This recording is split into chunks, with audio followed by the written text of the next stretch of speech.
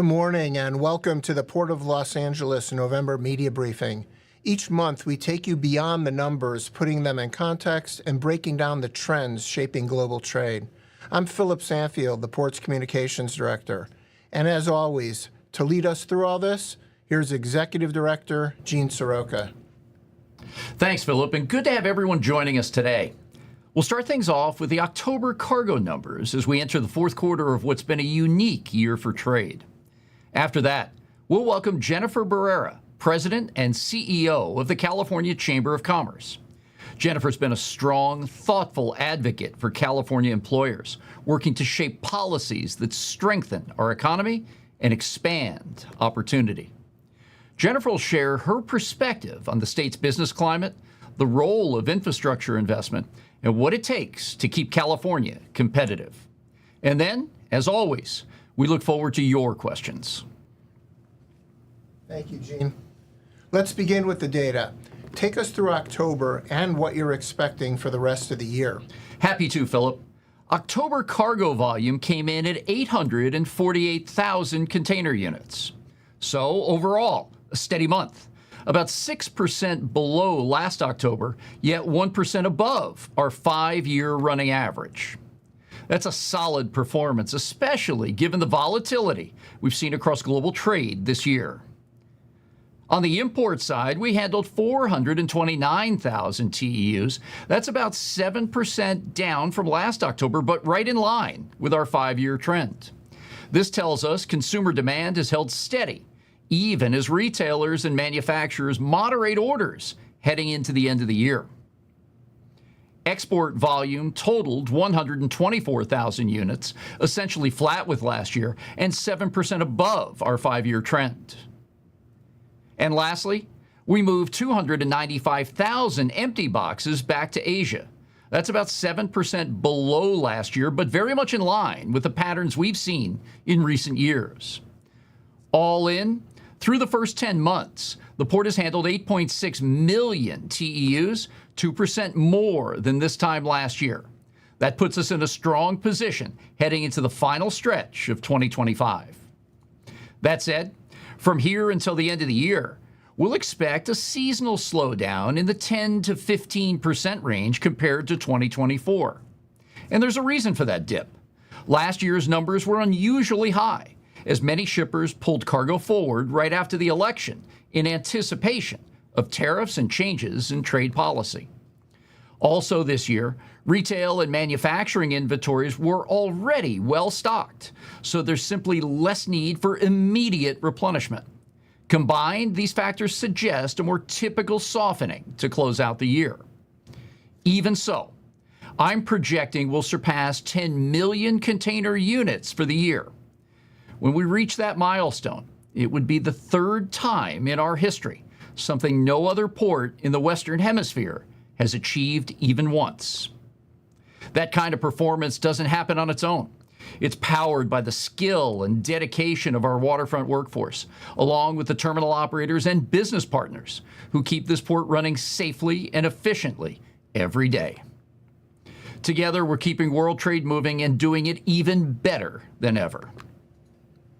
Thank you, Gene. Over the last 2 months, you've been on 4 international business trips, including South Korea, Japan, and China twice. What are you hearing about shifts in trade policy and their impact on supply chains? That's right, Philip. I was in Shanghai when the latest U.S.-China trade talks wrapped up.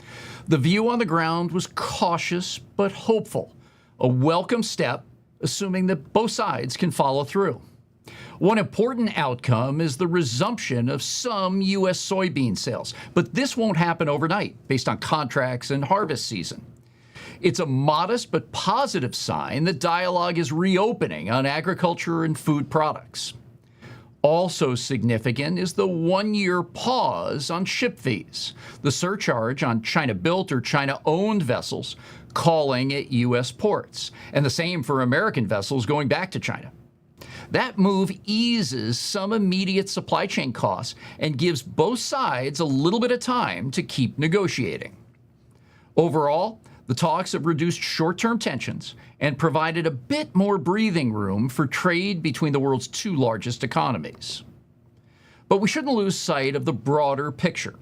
Tariffs remain elevated across a wide range of goods, and longer-term trade agreements are still unresolved in some cases, both with China as well as other trading partners.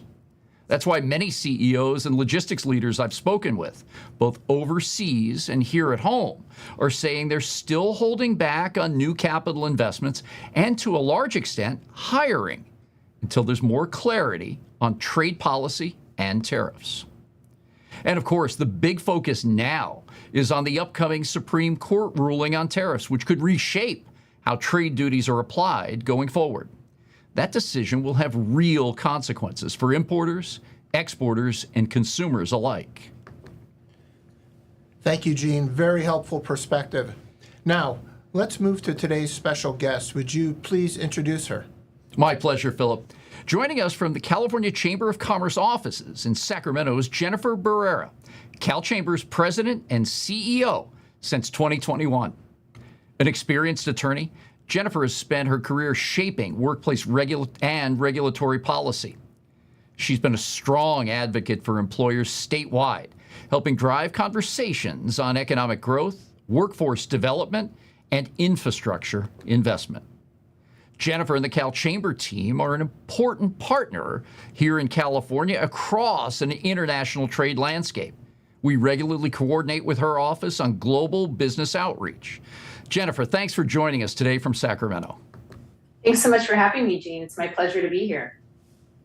Let's jump right in. How are your members feeling about the impact of shifting trade policies and ongoing tariff uncertainty across the various sectors that you represent? Well, at Cal Chamber, we have long had a standing policy that we are for free trade agreements.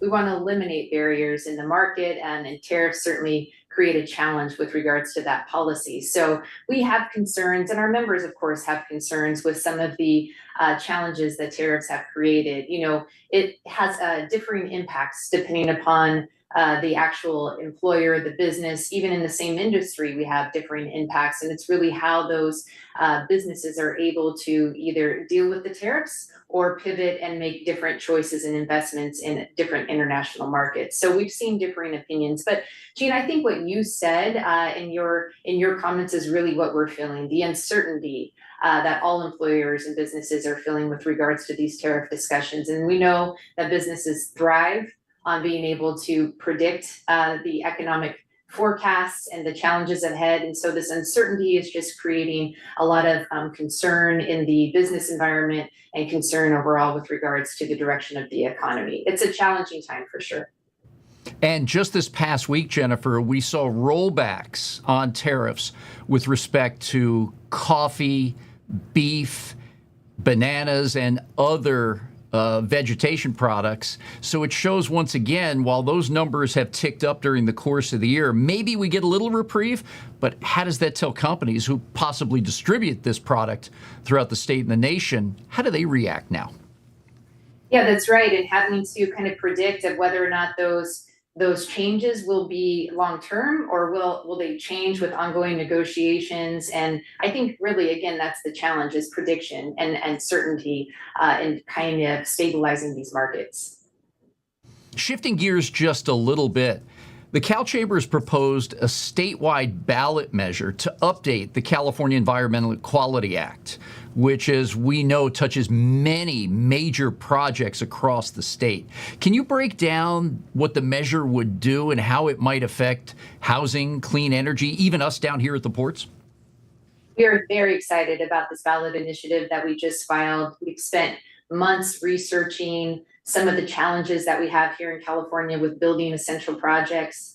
And it really is a culmination of that research and the input from our different members that have ultimately created this ballot initiative. To put it simply, in California, we have an affordability issue. We are seeing higher costs in housing and energy, even with our water rates. And so when we took on this project, we were really evaluating how we can address that affordability. And as we know, time is money when you're building out these projects. And so the whole focus of the initiative is to really streamline the approval process for these essential projects that are the basis for a strong economy, and to make sure that we can build more efficiently here in California, less expensive, so those costs don't ultimately get passed down to our consumers here in California, while still maintaining really strong protections for the environment, which of course in California we're very proud of. You've been very consistent in this area since we started working together about affordability. And suddenly, over the last 3 to 4 weeks, it's captured the nation's attention, from the cost at the grocery store to the gas pump and everywhere in between. Right. In addition to CEQA, what can we do more and better at when it comes to setting the stage in the policy arena so private sector has the confidence to come behind us when it comes to cost and regulation?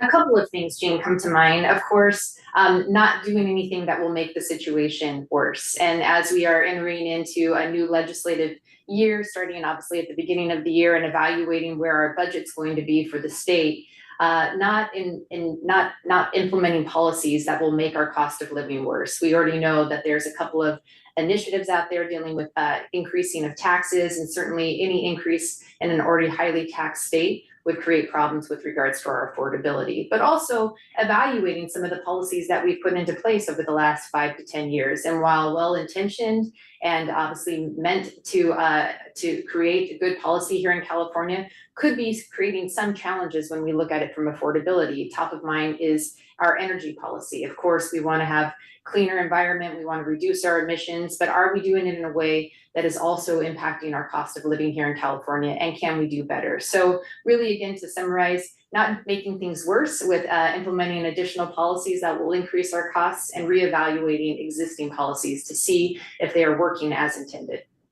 And all of this work continues in the midst of the election primary season that'll be coming up for all of us just after the first of the year. You've got to not only continue this conversation with policymakers and elected officials in the legislature, but you're going to be looking to coordinate with new leadership, correct? Oh, that's right. I mean, we're in the midst of an election cycle where we will be electing a new governor, a new leader of the state. We have open seats in our legislature, so we'll be looking at new candidates for those seats as well. And it's really educating them on what is driving that cost of living and affordability crisis here in California, and working with them, obviously, to improve the conditions. Ongoing efforts that we all appreciate. From a different lens, you're Cal Chamber's first female CEO, and you've been a driving force behind its Women's Leadership Council. What are the key steps? What are you working on right now to expand opportunities broadly for women, and then specifically at leadership levels? Thank you so much for asking that question, because it is such an important topic and something certainly that I'm passionate about. Under my leadership, we created the Women's Leadership Council, which is our board members, male and female, not just female. Certainly, our male board members are supportive and have an impact on elevating women's leadership here in California. The first priority that we did as a part of this council was really to shine a light on women leadership here in California. And it's remarkable. We partnered with USC and put out a study that shows that over 39% of our small businesses here in California are women owned. That from the last 4 years, 2019 to 2023, women-owned businesses contributed over $580 billion to our economy. So it is a passion of mine, but it's also a focus in California that we can't ignore. We are the women-owned businesses are a part of our economy. We're a huge part of the economic impact in our communities. And so we were really excited to be able to put out that study that elevated the issue and really shone a light on the contributions of women-owned businesses. And we plan to do more and have those discussions with our leaders and with our policymakers on challenges specifically that women-owned businesses face in succeeding and really expanding here in California. So we're excited about this discussion. We're excited about the council and the work that we have to do. That's fantastic. Half of my direct reports are women here at the Port of Los Angeles, seasoned professionals that come from very different parts of the city and even the private sector to share ideas and perspectives. We're behind you 100%. This is really awesome work you're doing. Thank you. Thank you. Thank you. We're excited about it. Great insights. Philip, back over to you. We'll take some questions now from the media. Thank you, Gene. We'll begin with questions submitted in advance and then go to the Q&A box. So enter your questions below in the Q&A box, and please include your name and the outlet you represent. Jennifer, the first question is for you from Laura Curtis of Bloomberg. California is a very important state for domestic manufacturing. Have the administration's tariffs had a material impact on these businesses yet? And if so, in which direction? Thank you so much for that question, Laura. I think, I would just reiterate what I said earlier with Gene. It's really hard to assess the full impact across all industries in California. And even within an industry like manufacturing, we're hearing different experiences depending on the manufacturer themselves. Some have been able to deal with it, pivot with their business strategies, while others are obviously having to deal with it through higher costs to consumers. So I think the overall challenge for the manufacturing industry and others is really the lack of certainty with regards to this tariff discussion, and ultimately the ability to predict what the economy is going to look like and these tariffs are going to look like in the future. Thank you. Gene, this question is for you from Bill Mongaluzzo of the Journal of Commerce. Do you anticipate there will be much of a pre-Chinese New Year increase in imports in early 2026? Thanks for joining as always, Bill. Lunar New Year in 26 starts on February 17th, and it's the year of the horse. So we'll have about 6 weeks coming out of the traditional year-end holidays to ramp up cargo to move out before that all-important week-long holiday where factories typically close down, and we'll see a lot of folks going back to their hometowns to visit with family and friends. Those purchase orders are going in right now from American importers. And what I've seen so far is a pretty normal look at trying to get product out before those traditional shutdowns. We'll likely see a bit of a run-up because we only have that 6-week window coming out of the year-end, but it also depends on data. And a lot of data that we're lacking right now because of the government shutdown. Many of us have been watching the jobs numbers very closely, and before the shutdown, the 4-month run-up to that time frame was pretty weak in general.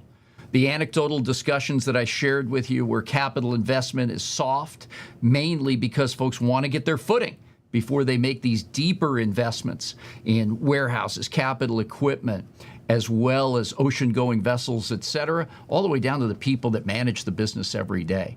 We also want to see a projection of GDP coming out of the federal government because over the last decade or so, our trans-Pacific trade has almost mirrored GDP growth rates. So that's going to be a pivotal number to watch too. And then, of course, 70% of our economy is based on you and me buying.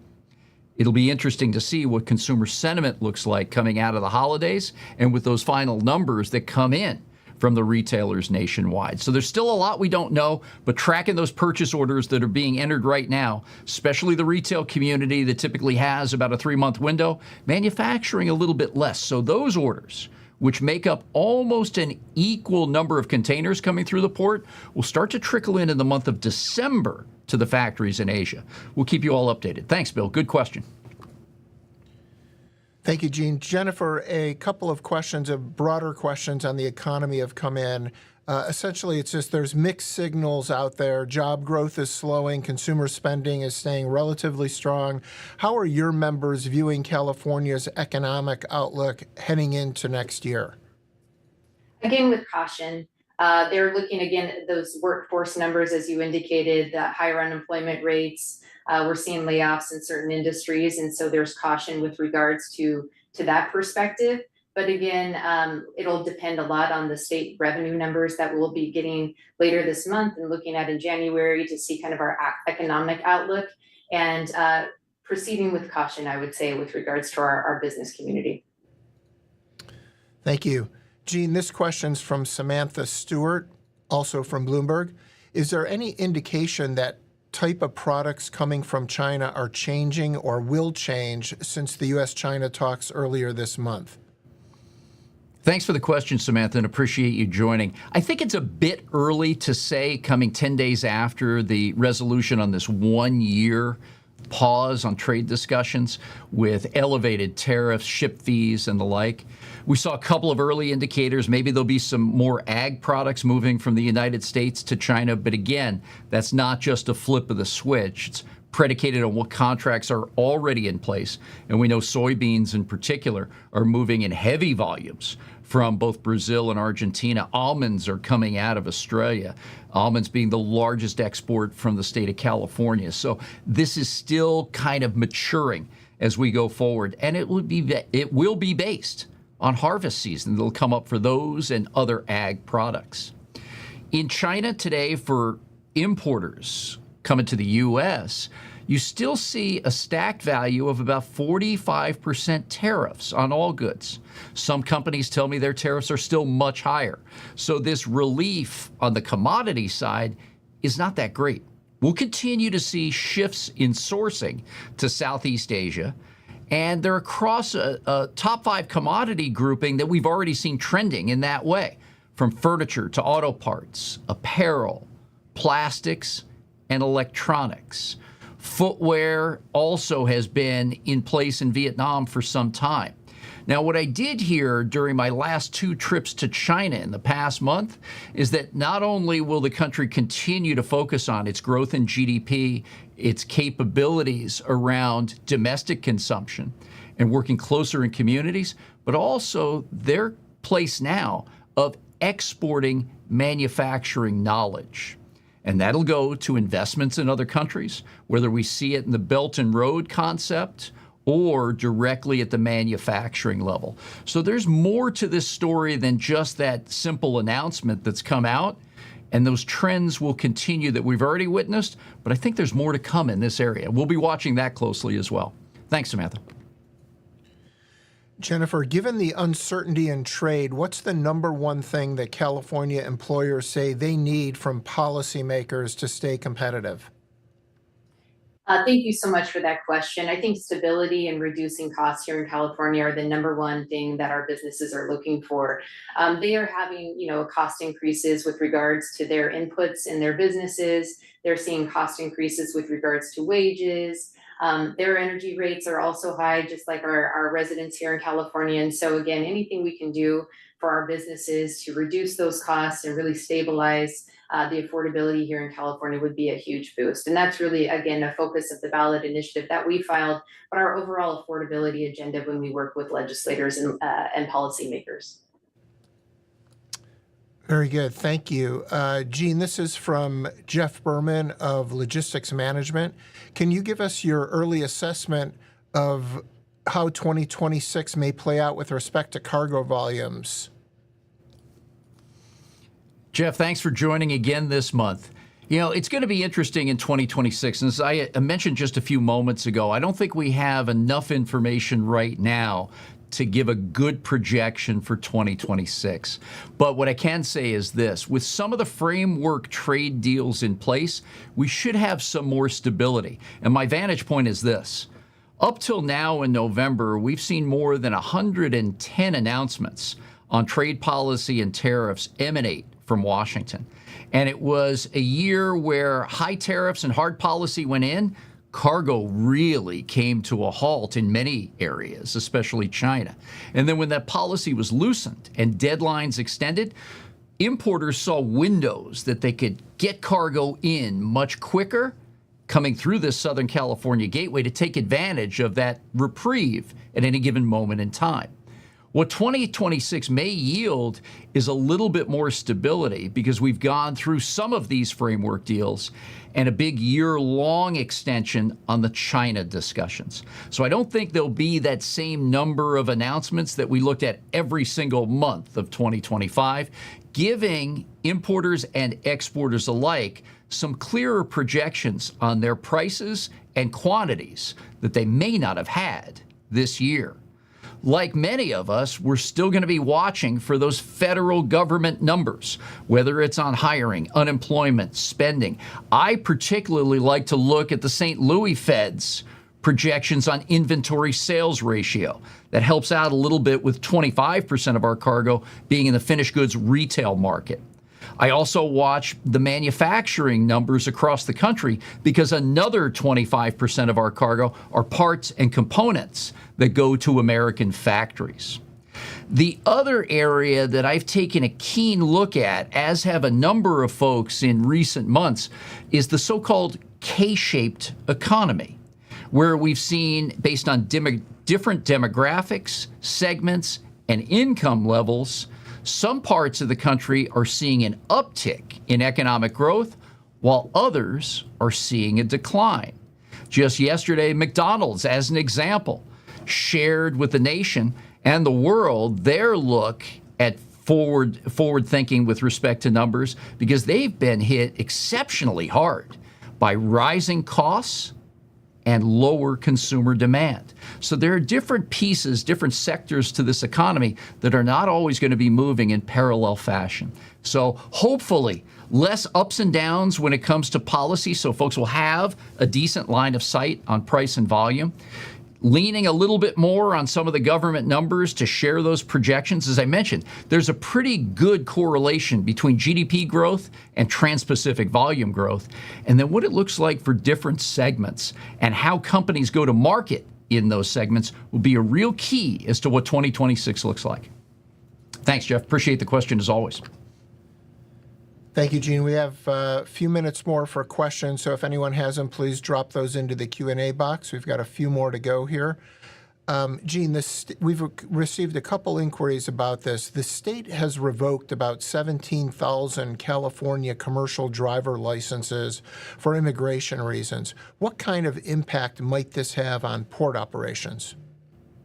We've been following this issue very closely as well, and a lot of the work that the U.S. DOT is working with California State Transportation Department, as well as our Secretary Tokso Mashakin. From what we understand right now through open source data, about 17,000 California commercial driver's licenses have been suspended. That's 17,000 out of approximately 640,000 that are in place today across the state, about 2.5% being revoked.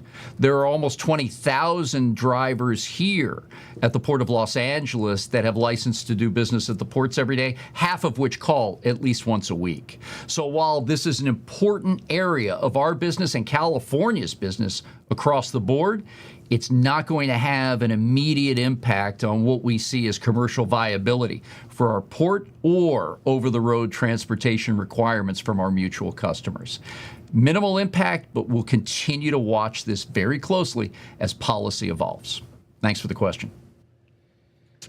Thank you. This looks to be our last question from Stas Margaronis, the American Journal of Transportation. It's for Gene. APM Terminal Managing Director John Polma says that zero-emission cargo handling equipment at the Port of Los Angeles is achievable if LADWP ramps up power generation at the port. Is the department on track to support zero emissions by 2030? Thanks, Stas. Appreciate you joining again this month. And John's correct. I think the terminal operations and the terminal managers, the directors, the folks that are in charge have done a tremendous job leading up to this point on trying to bring in the newest technology, work with manufacturers, the port, as well as their customers to get to our goal of zero emissions cargo operating equipment by the year 2030. We at the Port of Los Angeles are working very closely with our city agency, the Los Angeles Department of Water and Power, to generate, transport, store, and deliver more green energy than ever before to help with this transition and the grid in general. We've had some ups and downs. This new equipment is more sensitive to changes in electric flow than ever before, and the slightest blip up or down could put equipment out of commission until it's recycled. That impacts work shifts, it impacts cargo flow, as well as the continuity of operations. So we embarked several years back on the ZEPIO project, the Zero Emissions Port Operations Project between the LADWP and the Port of Los Angeles. It's a $500 million investment by the port to do all that I just mentioned. Green energy generation, getting it down to the port, creating substations and storage capacity so our terminals will have confidence in the management of these newer, cleaner technologies on the docks. Now, this comes with all sorts of new variables and complications. I mentioned the equipment is a little more sensitive to energy flows. We've got some projections now about how build-out can happen by America within some of our grants from the US DOT, Department of Energy, and others in Washington. So there's a lot that goes into this. And along with our neighbor, the Port of Long Beach, we're the first ports trying to do this anywhere in the world. But our goal remains the same at 2030 for zero-emission port operations, 2035 for zero-emission heavy-duty trucks coming in and out of the port. And we know that these are very, very tall orders, but our resolve has never been stronger. We've seen some real traction in this area, and we've got to keep that momentum going. Part of it is being able to deliver strong infrastructure, and that in turn will deliver confidence to the private sector tenants that we support here at the port.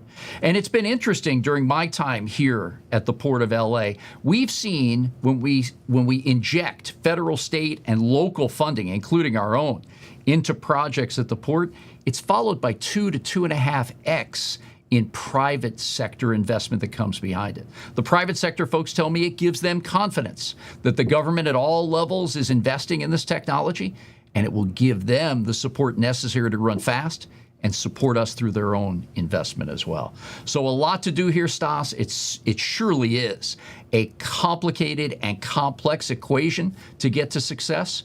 We'll continue to move ahead. Appreciate the question. Good deep dive there. Thank you, Gene. And that's it for the Q&A today. The floor is yours to wrap things up. Thanks, Philip. Jennifer, can't tell you how much we really appreciate you being with us this morning to share your expertise. It's been great to hear directly from your vantage point, your lens of the business community, what's important and what's ahead for our state's competitiveness. Thanks so much for having me, Gene. It's been a pleasure. In closing, I'd like to share two major developments on our clean air progress efforts here at the Port of Los Angeles. First, our record emissions results. And second, a transformative agreement that moves us even closer to our goals. Let's begin with the newly released findings from our annual emissions inventory. This is more than just a report. It's how we track our progress and stay accountable to the communities we serve. It shows clearly and transparently how we're advancing the ambitious goals set back in 2005 with our Clean Air Action Plan, or CAP, designed with the Port of Long Beach. This inventory tracks 5 major mobile source categories: ships, trucks, trains, harborcraft, and cargo handling equipment. It measures local pollutants like diesel particulate matter and nitrogen oxides that directly impact our local communities, and greenhouse gases that affect our global climate. Here's the main takeaway. The Port of Los Angeles has now achieved its lowest emissions ever on a per TEU or container basis. Think about what this means. We're moving more cargo than ever before with the smallest pollution footprint per container in our history. Since 2005, for every 10,000 container units we move, we've significantly reduced pollution in all source categories. Take a look at these numbers. Nitrogen oxides down by 81%, diesel particulate matter by 93%, and sulfur oxides nearly almost eliminated at a 99% reduction. On top of all this, greenhouse gases are now down 40% on a per TEU basis. And all of these numbers are while we've seen growth in cargo volume by nearly 40%. This is proof that our efficiency and sustainability are not opposites. They're two sides of the same success story. And that success stems from strong partnership across our community, industry, and government at every level. Yet we all know the work's not done. We still have a long way to go on our path to zero-emission future. Which brings me to our second major development. The South Coast Air Quality Management District's governing board has approved a landmark collaborative agreement with the ports of Long Beach and Los Angeles. This is our air regulator in Southern California. The Los Angeles Harbor Commission will consider this agreement this Thursday at our Harbor Commission meeting. If approved, this agreement becomes a foundational, forward-looking partnership, one that accelerates the infrastructure needed to transition the ports to zero-emission technology. And it builds on our world-leading progress delivering cleaner air and protecting public health for our communities. At the center of this effort are the new port's Clean Air Action Plan Plus measures. Increased port investment and funding for cleaner ships, trains, and trucks, along with the infrastructure that supports them. This agreement also streamlines processes and strengthens monitoring, enforceability, and transparency. As always, at the center of all of this is robust focus on community engagement. None of this would have been possible without the spirit of compromise and partnership we saw across the spectrum. Community, business, labor, and government all coming together around the same clean air goals. We're grateful to the South Coast AQMD Governing Board, and we look forward to delivering even more results.